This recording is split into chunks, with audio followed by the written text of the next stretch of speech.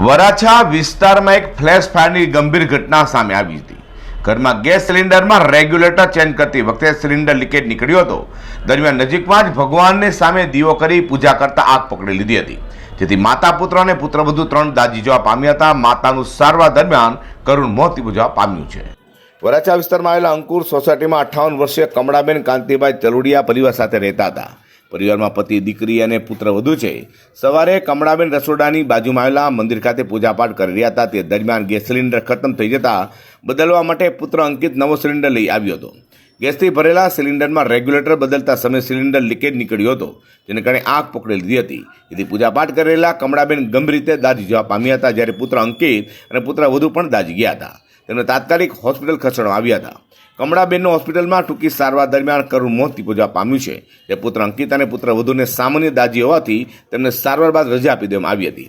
આ જે ઘટના છે એ વરાછા અંકુર સોસાયટીમાં અમારા પરિવારમાંથી કાંતિભાઈ ચલુડિયા એ ત્યાં રહે છે અને તેના ઘરે સવારે બોટલ ચેન્જ કરતા એના સન છે અંકિતભાઈ, એ બોટલ ચેન્જ કરતા હતા અને અમારા જે મોટા બા છે કમળાબેન તેને દીવાબત્તી કરતા હતા અને બોટલ કંઈક લીકેજ છે એટલે તેના હિસાબે આગ લાગી ગઈ અને આગમાં 3 જણા એટલે અંકિતભાઈ અને એના વાઈફ અને અમારા જે મોટા બા છે કમળાબેન, એ ત્રણેય આગની અસર થઈ ગઈ.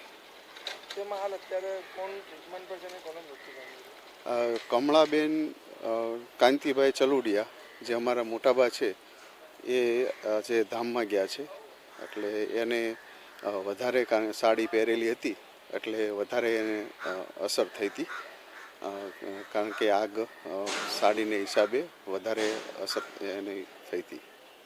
અને અંકિતભાઈ છે એને અત્યારે રજા આપી દીધી છે અને એના વાઈફ છે એને તો સેમ દિવસે જ રજા આપી દીધી હતી.